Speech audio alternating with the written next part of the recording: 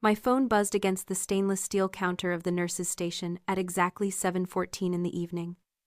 I glanced down expecting a lab result or a schedule change. Instead, I saw an email notification from my father, Brian. The subject line read simply, "Update regarding summer reunion." I wiped my hands with sanitizer, the sharp smell of alcohol filling my nose, and opened the message. It was brief, brutally brief. "Morgan, due to limited capacity at the main house this year, we unfortunately cannot accommodate you for the reunion weekend. Please make other arrangements if you plan to be in the area." I stared at the screen. The hum of the hospital faded into white noise. I wasn't just uninvited. I was being dismissed like a vendor whose contract had expired. The irony was sharp enough to cut. I wasn't just a guest at that estate. I was the reason it still had a roof. But in that moment, standing under the fluorescent lights, I didn't feel sadness. I felt a cold, clinical clarity wash over me. It was the same feeling I got during a code blue. The emotion shuts off and the training takes over. Have you ever felt like the invisible one in your own family? Let me know your story down in the comments. I didn't throw my phone. I didn't cry in the break room bathroom. I didn't even type out a furious response demanding an explanation. In my line of work, panic is a liability. When a patient is hemorrhaging, you don't ask why they are bleeding. You stop the flow. You apply the tourniquet. You amputate if you have to. I sat down on the vinyl stool, the material squeaking slightly in the quiet room, and unlocked my phone again. I didn't open my email. I opened my banking application. My thumb hovered over the scheduled transfers tab. There it was pending for the first of the month, just like it had been for the last 5 years. $3,500. Labeled simply main mortgage. $3,500 a month. That was $42,000 a year. Over 5 years, I had poured $210,000 into a property that my name was legally attached to, but my presence was apparently forbidden from. I looked at the number on the screen. It didn't look like money anymore. It looked like a tumor. For years I had told myself this was my duty. My father Brian had framed it as an investment in our legacy. He had needed a co-signer for the renovation loan, $180,000, to update the roof, the deck, and the wiring of the old family estate. He couldn't get approved on his own credit, not after his third failed business venture. So I stepped in. The capable daughter, the one with the steady income and the pristine credit score. I signed the papers. I set up the autopay. I realized then, staring at the blue light of the screen, that I had been operating under a delusion. It's a concept in economics called the sunk cost fallacy, the idea that you continue a behavior or endeavor as a result of previously invested resources. I kept paying not because they treated me well, but because I had already paid so much. I thought I was buying equity in my family's affection. I thought I was purchasing a permanent seat at the table. But love isn't a subscription service. You shouldn't have to pay a monthly premium just to be tolerated. I tapped the transfer. A menu popped up. Edit. Skip. Cancel series. I selected cancel series. The app asked me for confirmation. Are you sure you want to cancel this recurring payment? I didn't hesitate. My pulse didn't even quicken. The line item vanished from the screen. Just like that. The digital tether that had bound me to their approval for half a decade was severed. It was a clean cut. Surgical. I closed the app and put the phone back in my scrub pocket. I took a deep breath, inhaling the scent of antiseptic and stale coffee. I felt lighter. The anger hadn't hit me yet, that would come later, I knew. But in that moment, all I felt was the cool, quiet satisfaction of a problem solved. They wanted me gone. Fine. But they forgot that when you cut off the source, the lights go out. I walked back out to the floor. I had patients to tend to. I had lives to save. And for the first time in my life, I wasn't going to waste my energy trying to save people who were drowning me to stay afloat. The reunion weekend arrived like a cold front. I didn't go anywhere. I stayed in my apartment 22 floors above the city, surrounded by glass and chrome and silence. It was a fortress of my own making, paid for with the money I earned, saving lives, not the money I inherited or swindled. I made myself a cup of tea, the ceramic warming my palms, and did the one thing I knew I shouldn't do. I opened Instagram. I told myself it was recon, intel gathering, but really it was just the human urge to touch a bruise to see if it still hurt, and it did. The first post was from my brother Jared. A video story. He was standing on the expansive deck overlooking the Atlantic Ocean, the deck that had cost $45,000 to reinforce 3 years ago. Money I had wired directly to the contractor because my father's credit card was declined. "Family time is the best time," Jared shouted over the wind, holding a beer. Behind him, the ocean churned gray and beautiful. He panned the camera. There was my mother Susan laughing, her head thrown back, a glass of Chardonnay in her hand. There was my father Brian manning the grill, looking like the lord of the manor. There were cousins I hadn't seen in years, aunts and uncles who probably assumed I was too busy working to come. It wasn't just a party, it was a production. But what struck me wasn't their happiness. It was the complete, seamless nature of my absence. There was no gap where I should have been. No empty chair. No paused conversation. It was as if I had never existed. They weren't missing me. They were thriving because of what I provided, and my physical presence was apparently the only cost they weren't willing to pay. I zoomed in on a photo my mother posted. The caption read, "Blessed to have this legacy for our children." Our children, plural, but only one child was there. The anger finally arrived then. It wasn't hot or explosive, it was cold. It started in my chest and spread to my fingertips, steadying them. They were drinking wine on a deck I paid for. They were sleeping under a roof I insured. They were celebrating a legacy that was currently being subsidized by my 12-hour shifts in the trauma unit. I wasn't a family member to them. I was infrastructure. I was the plumbing, the wiring, the foundation essential but meant to be hidden behind the drywall. I closed the app. I didn't comment. I didn't like the posts. I simply set the phone down on my granite countertop. The silence in my apartment felt different now. It wasn't lonely. It was pregnant with potential. They thought they had erased me. They thought they could ghost me in my own life. But ghosts have a way of haunting the places they are denied rest, and I was about to become the most terrifying kind of ghost, the one who holds the deed. Monday morning didn't break with sunlight. It broke with a digital tremor. My phone started vibrating on my nightstand at 6:30 a.m. I was already awake, drinking coffee, watching the city wake up below me. I let it ring. Brian. It rang again. And again. By the fourth call, I answered. I didn't say hello. I just pressed the green button and held the phone to my ear. "Morgan, what the hell is going on with the bank?" Brian didn't waste time on pleasantries. His voice was tight, high-pitched with the specific panic of a man who lives beyond his means. "The mortgage transfer bounced. Insufficient authorization. You need to call your bank immediately and fix this glitch." "It wasn't a glitch," I said. My voice was calm, steady, contrasting sharply with his frantic tone. "I canceled the transfer." Silence. For 3 seconds there was just dead air. "Then you what?" "I canceled the transfer. I'm not paying the mortgage anymore." "Are you insane?" His voice rose to a shout. "Do you have any idea what you've done? We have vendors to pay from the party. The caterer, the tent rental, those checks are going to clear today. If that mortgage money isn't in the account to cover the spread, we're going to overdraw." The admission was breathtaking. He wasn't just using my money for the house. He was commingling funds using the mortgage transfer to float his cash flow for a party I wasn't invited to. "That sounds like a problem," I said. "But not my problem." "Morgan, stop being petty," he snapped. "I know you're upset about the invite.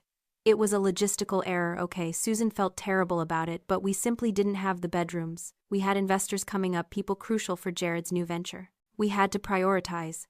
Your family, you should understand that sometimes you take one for the team." "Take one for the team," I repeated. "I've been funding the team for 5 years, Dad. I bought the uniforms. I built the stadium. And you benched me." "Don't be dramatic," he scoffed. "Look, transfer the money now and we can discuss this later. If you don't, you're cutting off your nose to spite your face. You think you can just walk away, you need us." "I need you," I asked, a laugh bubbling up in my throat, dark and humorless. "Dad, look around you. Look at the deck. Look at the roof. Look at the wine in your fridge. I don't need you. You are currently standing inside my charity." "You ungrateful little—" "I'm hanging up now," I said. "Good luck with the vendors." I ended the call. My hand was shaking slightly, not from fear but from the adrenaline of finally saying it. He thought he had leverage. He thought he held the cards because he was the patriarch. He didn't realize the game had changed. He wasn't the player anymore. He was the liability. And liabilities get liquidated. I didn't wait for him to call back. I dialed a number I had saved under emergency professional. It was David, a forensic accountant I had worked with 2 years ago when a hospital administrator tried to embezzle from the nursing pension fund. David was expensive, discreet, and terrifyingly good at finding money trails people wanted hidden. "Morgan," he answered on the second ring. You don't call to chat. What's wrong? I need you to look into a property, I said, skipping the small talk. The estate in Maine. I co-signed a renovation loan 5 years ago. I need to know the current financial status, and I need you to look for any irregularities in income associated with that address. Irregular income, David asked, his tone sharpening. You think they're laundering? I think they're spending money they don't have, I said. And I want to know where it's coming from. Give me 2 hours. It took him 90 minutes. When my phone rang, I was pacing my living room, the city view blurred by my own agitation. You were right to call, David said. I found something interesting. Actually, I found something criminal. Tell me. The property isn't just a private residence, Morgan. It's listed on a luxury rental platform under the name The Cliffside Estate. It's been active for 18 months. I stopped pacing. Rental. High-end vacation rental, David clarified. $10,000 a week during peak season. It's booked solid from June to September. But here's the kicker, the listing isn't under your father's name. It's under an LLC registered in Delaware, Jared Ventures LLC. My brother, my unemployed finding himself brother, was running a 6-figure hospitality business out of the house I was paying for. How much, I asked, my voice barely a whisper. Based on the booking calendar and average rates. Conservative estimate, they've pulled in over $150,000 in the last year alone, and, according to the tax records I pulled, none of that income has been declared on the property taxes or used to pay down the principal on the loan you co-signed. The room spun. It wasn't just ingratitude. It wasn't just neglect. It was theft. They were monetizing my investment, pocketing the profit, and letting me carry the debt. They were living like kings on a castle built on my credit score. Send me everything, I said. Every screenshot, every booking, record the LLC registration. Everything. Morgan, David said, his voice dropping a register. If you use this is fraud. You could put your brother in jail. I looked out at the city skyline, steel and glass, reflecting the cold sun. I thought about the email. We cannot accommodate you. He put himself there, I said. I'm just turning on the lights. I hung up. The sadness was gone. The hurt was gone. All that was left was the cold, hard certainty of a diagnosis. The infection was deep. It was systemic. And it was time to cut it out. I drove north. The city faded into suburbs, suburbs into highways, highways into the rugged, pine-lined roads of coastal Maine. 4 hours of silence. No radio, no podcasts, just the hum of the engine and the rehearsal of what I was about to do. I arrived at the estate just as the sun was beginning to dip, casting long, bruised shadows across the driveway. There were 3 cars parked on the gravel, my father's SUV, my mother's sedan, and Jared's convertible. The convertible I knew he couldn't afford. I didn't park in the guest spot. I parked right in front of the garage, blocking them all in. I walked up the stone path I had paid to have relayed 2 summers ago. The front door was solid oak, imposing. I reached into my pocket and pulled out my key. I wondered briefly if they had changed the locks, but arrogance is often lazy. They hadn't. The lock clicked, the door swung open. The house smelled of stale wine and expensive candles. I walked into the great room. They were all there, lounging on the custom leather sectional. Jared was on his phone, laughing. My mother was flipping through a magazine. My father was pouring a drink at the wet bar. They froze. The silence that fell over the room wasn't awkward. It was heavy. Morgan, my mother, stood up, clutching her magazine like a shield. What are you doing here? I have a key, I said, my voice flat. It's my house. It's not your house, Jared sneered, not bothering to stand. You just co-signed. That doesn't make you the owner, and you weren't invited. Actually, I said, walking to the coffee table and dropping a thick manila folder onto the glass surface. The sound was like a gavel strike.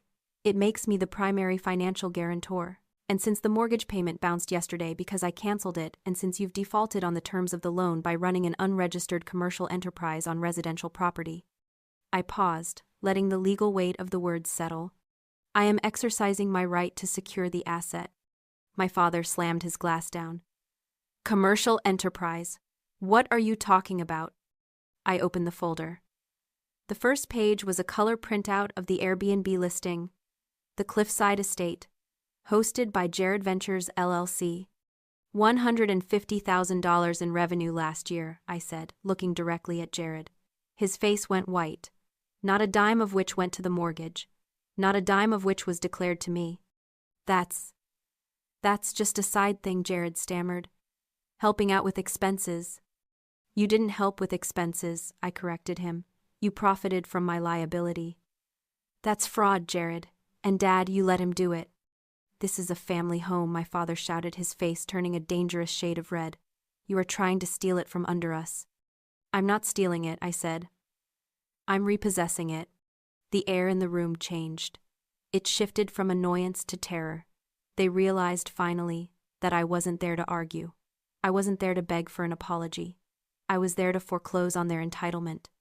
You have until sunset, I said. Pack what you can carry. The silence that followed wasn't peaceful. It was the vacuum before a collapse. My mother was the first to break it. She didn't scream, she dissolved. It was a tactical dissolution, the kind she had used for years to get her way, tears welling up in her eyes, hands trembling, voice dropping to a wounded whisper. Morgan, please, she said, reaching for my arm but stopping short when I didn't flinch. You can't do this. We're your family. We just had a party. The house is full of food. Where are we supposed to go? I don't know, I said. Maybe you can rent an Airbnb. I hear Jared knows the market well. This is cruel, my father spat, stepping between me and my mother. You're doing this out of spite because you weren't invited to a barbecue. You're going to evict your own parents over a bruised ego. I'm evicting you over fraud, I corrected him. And it's not spite. I won't leave, Jared said, crossing his arms. He was trying to look defiant, but he looked like a child caught stealing from the register.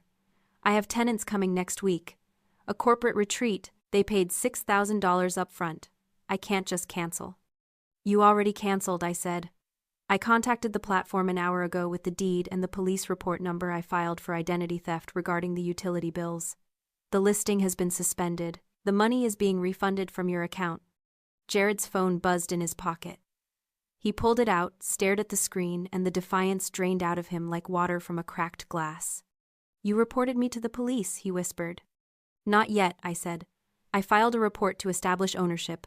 The fraud charges, those are pending. I pulled my phone out and placed it on the coffee table. I dialed a number and hit speaker. It rang once. This is Catherine. My lawyer's voice filled the room, crisp and professional. Catherine, I'm with the occupants, I said. They are refusing to vacate. Certainly, Catherine said. If the occupants do not vacate the premises voluntarily within the hour, we will proceed with filing criminal charges against Jared Ventures LLC for wire fraud, bank fraud, and grand larceny. Given the amount over $150,000, we are looking at a mandatory minimum sentence of 10 years in federal prison. We will also be naming Brian and Susan as accessories to the crime as they knowingly facilitated the enterprise on a property they did not own. The room went dead silent. The only sound was the hum of the refrigerator and the wind battering the windows. 10 years, my mother gasped. She looked at Jared. Brian, she pleaded. My father looked at me. He was searching for the daughter who used to seek his approval, the girl who would do anything for a pat on the head. He didn't find her. He found a landlord. Pack the car, he said, his voice hollow. Dad, Jared protested. Pack the car, Brian roared, the veins in his neck bulging. Do you want to go to jail? Because she'll do it. Look at her face. She'll do it. It took them 40 minutes. I stood by the door watching.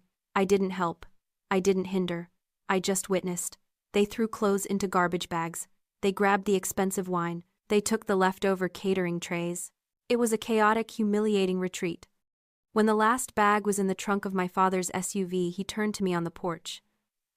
The wind was whipping his hair, making him look smaller, older. You've destroyed this family, he said. No, I replied, closing the heavy oak door between us. I just stopped subsidizing it. I turned the deadbolt. The click echoed through the empty house. It was the loudest sound I had ever heard, and it sounded exactly like freedom. The silence after they left was absolute. The house, usually filled with the noise of their entitlement, was now just a shell of wood and stone. I walked through the empty rooms. I saw the scuffs on the floor where they had dragged their furniture. I saw the empty wine bottles in the recycling bin. I saw the ghost of the family I had tried to buy for 5 years. I spent the next 3 days cleaning.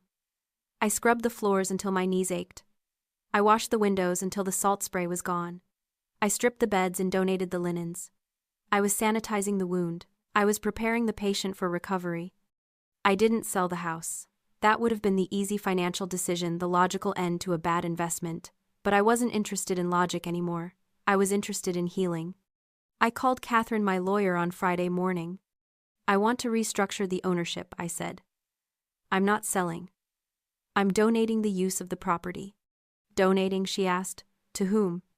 To the healers who are drowning, I said. I want to turn this place into a respite center, a retreat for crisis nurses, trauma surgeons, first responders, people who spend their lives saving others and have nowhere to go when they need saving themselves. I want to offer it to them for free.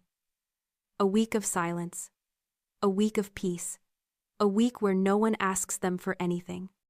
That's generous, Catherine said, her voice softening. And the operating costs? I'll cover them, I said. It costs less than supporting a family that hates me. I renamed the estate. It wasn't the Cliffside Estate anymore, it was the Haven.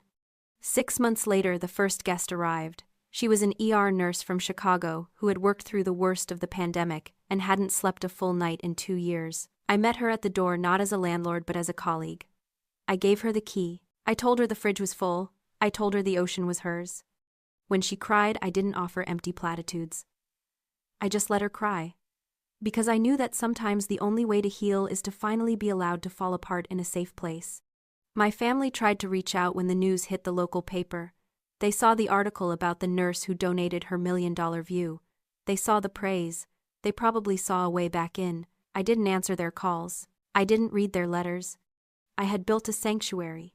And the first rule of a sanctuary is that you don't let the wolves back in. If you've ever had to cut off a limb to save the body, share this story. You are not alone and you are not broken, you are just finally healing.